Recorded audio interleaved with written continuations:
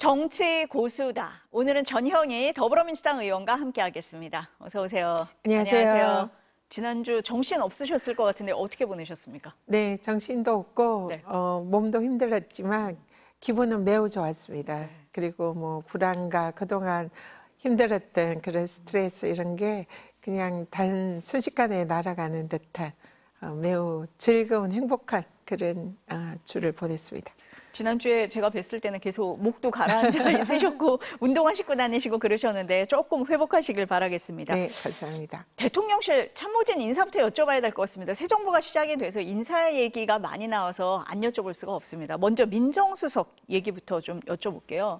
검찰 특수부 출신이고 윤석열 전 대통령하고 근무 연도 있다. 그래서 여당 안에서도 좀 반대 목소리가 있었던 걸로 압니다. 어떻습니까? 네, 사실 여권에서도 오광수 민정수석에게 좀 임명 전에 상당히 우려의 목소리가 있었던 것은 사실입니다. 검찰 특수통이고 윤석열 정권과 인연이 있기 때문에 검찰 개혁에 대해서 사실상 힘을 실어주지 않을 거 아니냐 이런 우려가 있었던 것도 사실인데요. 실제로 지금 뭐 이 민정수석 임명을 하면서 이 수석의 검찰 개혁에 대한 의지를 확인했다. 이런 게 대통령실의 입장이고요. 또 지난번 만찬 때도 대통령님께서 그런 취지로 또 검찰 개혁에 확고한 의지가 있는 훌륭한 분이다.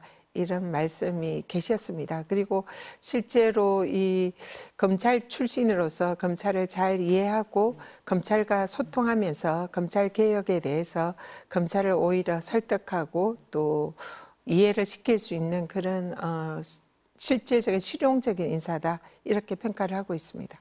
지금 의원님께서 만찬 얘기를 하셔서요. 지난 토요일이었나요? 그 한남동 관저에서 전현직 지도부 만찬 있으셨고 다녀오신 거잖아요. 그러면은 이 오광수 민정수석에 대해서는 이재명 대통령이 직접 설명을 이렇게 한 건가요? 의원들에게? 당시에 이제 네. 얘기 도중에 네. 그 얘기가 이제 우연히 나왔고요. 그래서 이 현재 제기되는 여러 가지 우려의 말씀은 잘 알고 있는데 실제로 오광수 수석이 그때 임명 전이니까 임명이 된다면 검찰 개혁과 또 대통령의 국정 철학 그리고 또 이런 어떤 개혁의 의지에 대해서 실제로 잘 이해하고 수행할 수 있는 인물이다 이렇게 평가를 하신다고 그래서 한번 좀 믿어보시라는 그런 취지로 말씀을 하셨습니다. 그럼 의원님을 포함해서 민주당에서 생각하고 있는 검찰개혁 방향 어떤 겁니까? 일단은 네. 지금 검찰이 어떤 특정 권력층에 사실상 수족과 같이 그 동원이 되어서 이 상대 진영을 탄압하거나 이 검찰이라는 이런 권력이 마치 사적인 그런 권력처럼 사용되는 이런 부분은 사실상 맞지 않고요. 그런 부분은 반드시 개혁이 돼야 된다. 그래서 이런 권력기관이나 검찰은 국민을 위한 공복의 자세로서 공명정대하게 그 검찰 권력을 휘두르는 게 맞다. 그러기 위해서는 지금 현재 일종의 카르텔화된 이 검찰 권력을 사실상 해체 수준의 그런 개혁이 필요하다. 이런 입장을 민주당이 가지고 있고요. 그러기 위해서는 현재 검찰에 집중되어 있는 이런 권력을 좀 더 분산할 필요가 있다. 그래서 현재는 기소와 또 이 모든 수사와 기소가 네. 하나의 기관에 독점되어 있는 것을 분리를 해서 수사와 기소를 분리를 할 필요가 있다. 가장 이제 그것이 검찰 개혁의 핵심적인 사안입니다. 그럼 민정수석의 역할이 과거 정부, 이번 이재명 정부에서 좀 다릅니까? 어떻습니까? 뭐 다르지는 않다 네. 그렇게 생각이 들고요. 근데 이제 다만 기존에는 검찰에 대해서 이 지나치게 사실상 믿지 못하는 그런 이제 부분이 있어서 검찰 출신을 배제하고 학자나 아니면은 이제 문민 출신 네. 수석을 민정을 임명한 이런 이제 예들이 있었는데 물론 그 나름의 의미가 있고 또 중요한 그런 가치가 있다 이렇게 또 그런 역할을 했다 그렇게 생각을 합니다.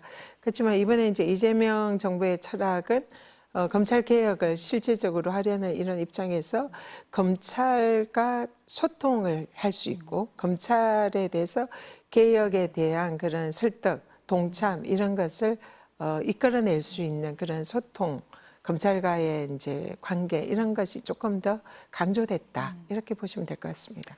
검찰을 잘 아는 사람이 이번 개혁은 더 잘 할 수 있다. 여기 검찰 네. 개혁의 경우에 물론 민정수석도 그 일익을 담당하지만 실질적으로 개혁이라는 것은 아무래도 입법으로 완성되는 것이기 때문에 국회와 대통령의 의지가 가장 중요하고 그리고 민정수석은 그 검찰 개혁을 뒷받침하는 그리고 검찰과 소통해서 그 검찰 개혁에 함께할 수 있게 하는 그런 역할이 이번 정부에서 민정수석의 중요한 임무다 그렇게 생각합니다.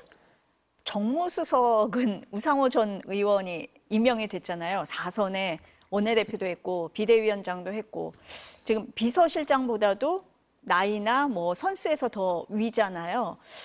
그래서 뭔가 역할이 더 있는 거 아니냐 이렇게도 많이 보던데 어떻습니까? 지금 네. 일단은 지금 여야 관계가 사상 최악의 수준으로 악화가 되어 있잖아요. 서로 대화가 없다시피 하고 서로 이제 으르렁거리면서 서로에게 뭐 비난을 하고 그런 상황에서 대통령실의 정무수석은 이 악화된 여야 관계의 물꼬를 터서 그래서 대통령의 국정 철학의 여야가 좀 서로 협의해서 동참할 수 있게 하는 그런 중요한 역할을 담당하는 자리다 이렇게 생각합니다. 우상호 수석의 경우에는 이미 국회에서 원내대표도 하셨고 또 여야 간의 관계가 원만하신 분으로 사실상 이런 소통의 역할, 화합의 역할을 가장 잘할 수 있는 그런 적임자다 이런 생각이 들고요. 그리고 이번 인사의 경우에는 이재명 대통령의 실용 인사, 탕평 인사의 대표적인 인사가 아닌가 생각이 듭니다. 그래서 사실 이제 비서실장보다 조금 더 이제 연배가 높고 경력이 많은 분이심에도 불구하고 그런 것과 상관없이 가장 민정수석으로서 역할을 잘할 수 있는 그런 인사를 또 그거와 상관없이 뽑았다는 이런 점. 그래서 실용 인사로 보이고요. 그리고 또 우상호 우리 정무수석의 경우에는 그 국회 시절에 좀 약간은 친명과는 좀 거리를 둔 그런 인사로 대표적인 인사로 꼽혔지만 그런 친명 비명 상관없이 꼭 필요한 인사는 등용한다 이런 메시지를 국민에게 보여주신 거다 생각하고요. 우상호 수석이 당신이 이제 수석으로 임명된 그것이 의미가 정치의 복원이 아니냐 이런 취지의 말씀을 하셨는데요. 여야 간에 그리고 그동안 악화됐던 이런 정치의 실종에 대해서 그 정치를 복원시킬 수 있는 매우 훌륭한 인사였다 이렇게 생각합니다. 의원님 말씀 들어보니까 지난번에 여야 관계가 정말 정치라는 거는 찾아볼 수가 없었어요. 그런 게 복원되는 계기가 될 거다 이렇게 보시는 것 같습니다. 야당에서 지금 많이 문제 제기하는 인사가 물론 지금은 후보군입니다. 그 헌법재판관 후보군에 들어있는 이승엽 변호사예요. 이재명 대통령 사건을 맡고 있는 변호사다. 그래서 안 된다. 지금 이렇게 얘기를 하고 있는데 어떻습니까? 일단 뭐 특정인의 변호사를 맡았다고 해서 이 국가의 헌법기관인 헌재재판관으로 임명해서는 안 된다. 이거는 어불성설이다 이렇게 생각이 들고요. 그 사유를 이해충돌로 들고 있는데 제가 이해충돌방지법의 제정을 앞장섰던 국민권익위원회 위원장입니다. 그래서 이해충돌법과 이해충돌에 관해서는 그 누구보다 잘 알고 있다 생각하는데요. 실제로 이해충돌방지법에도 이런 내용은 없습니다. 그래서 그걸 이해충돌이다 주장하는 것은 사실상 사실관계가 좀 맞지 않은 말이 아닌가 그렇게 생각이 듭니다. 아니 이승엽 변호사가 자기가 하고 있던 사건을 심리할 가능성이 있는 거 아니냐라는 게 야권의 주장인 것 같은데요. 어떠세요? 네, 지금 이승엽 변호사가 이재명 대표의 형사재판을 몇 개 변호를 한 걸로 알고 있는데요. 실제로 지금 법원에서 진행되는 형사재판이 헌법재판에 올 가능성은 거의 없습니다. 이 법원의 재판, 형사재판과 대법원의 헌법재판은 차원이 다른 이런 서로 다른 영역의 문제고요. 그래서 그 사건을 맡았기 때문에 헌법재판관이 안 된다, 이해충돌이다. 이건 상식적으로 이해가 되지 않는 내용이고요. 실제로 만에 하나 이 지금 진행되고 있는 형사재판이 헌법재판을 하게 된다. 그러면은 그때는 기피나 회피 제도가 있습니다. 그렇기 때문에 일어나지도 않을 일을 미리 그 이유로 아예 헌법재판관으로 임명을 해서는 안 된다. 이 주장은 터무니없는 주장이고요.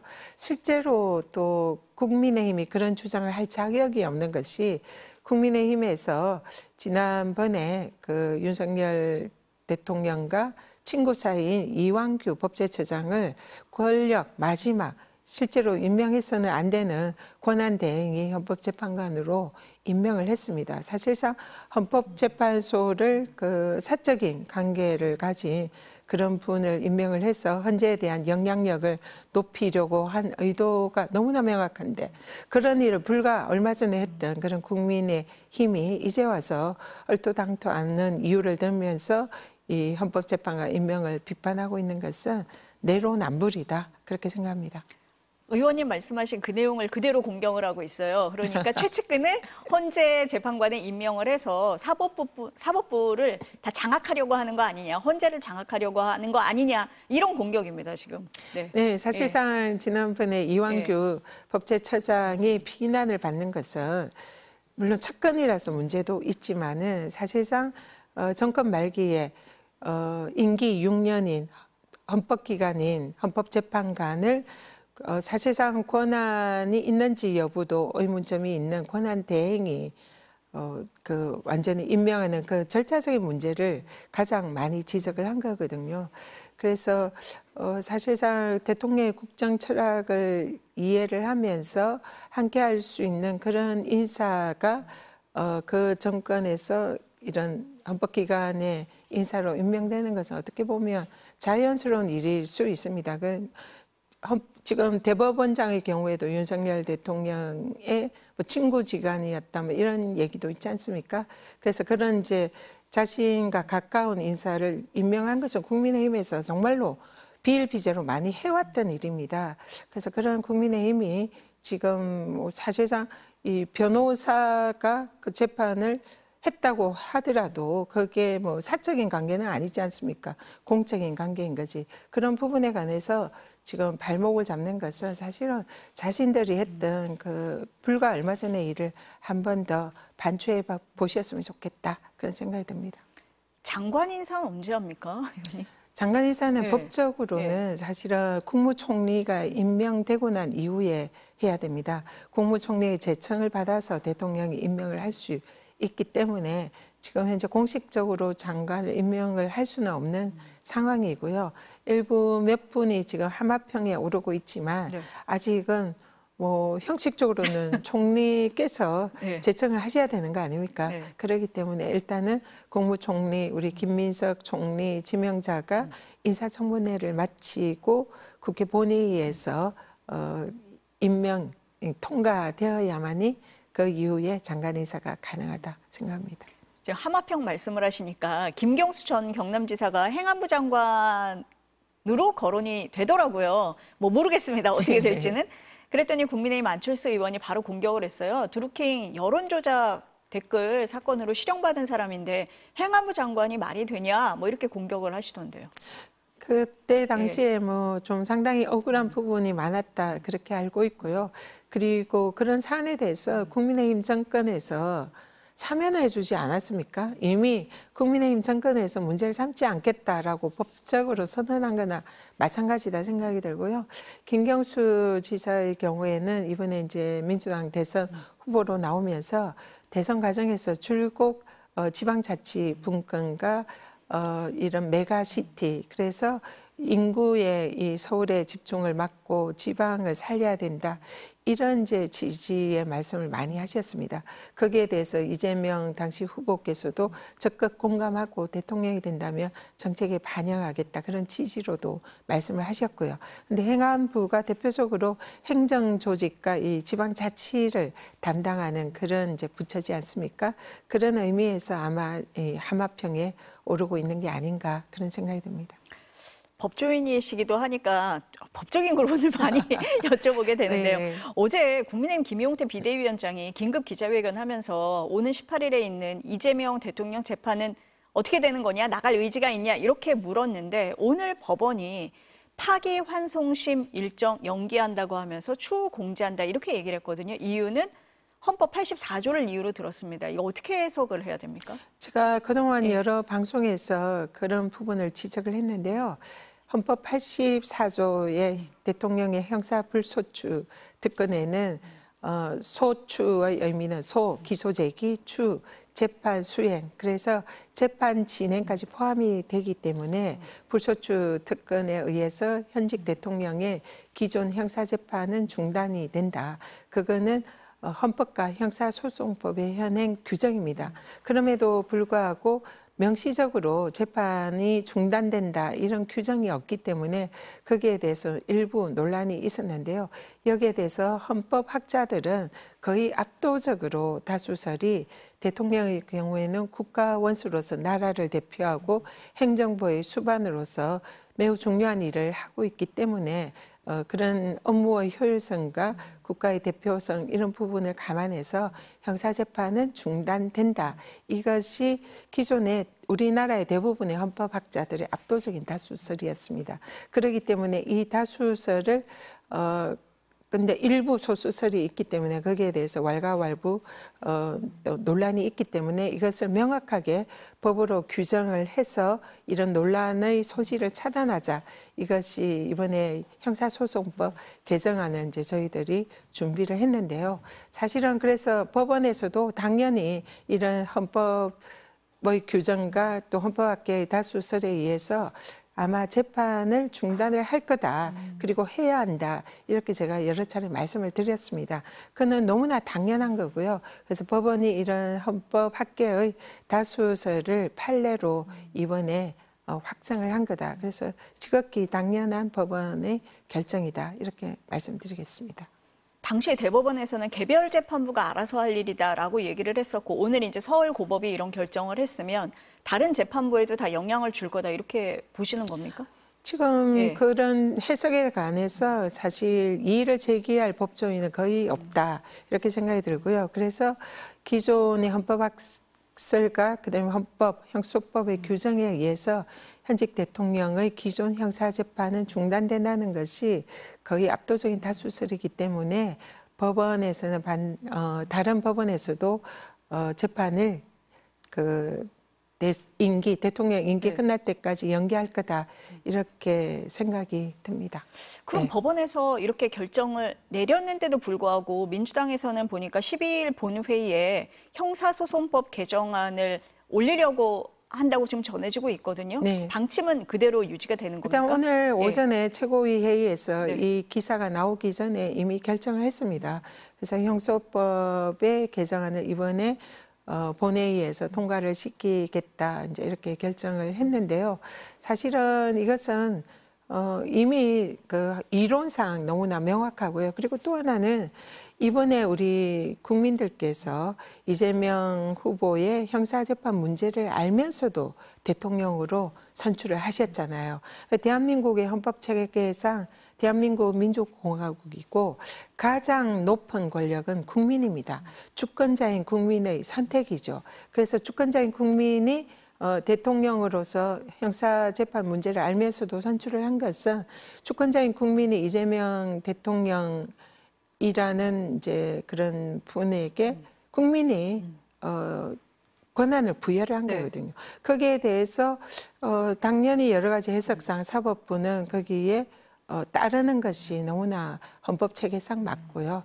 근데 이제 그걸 계속 지금 국민의힘이 문제를 삼고 있잖아요. 그리고 일부 이제 세력이 문제를 삼고 있기 때문에 그거를 문제의 소지가 없도록 아예 법으로 명확하게 규정하는 것은 여전히 필요하다. 그렇게 생각합니다.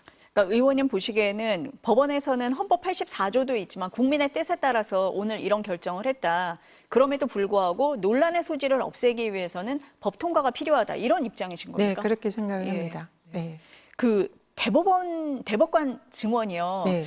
이재명 대통령도 속도 조절 얘기를 했던 것 같은데 그 서영교 의원 이번에 원내대표 나오잖아요. 이 법안 빨리 처리해야 한다는 입장을 좀 밝히신 것 같은데 당내 의견은 어떤 겁니까? 일단 대법관 정원에 관해서는 지금 현재 법사위 1소위가 통과가 됐고요.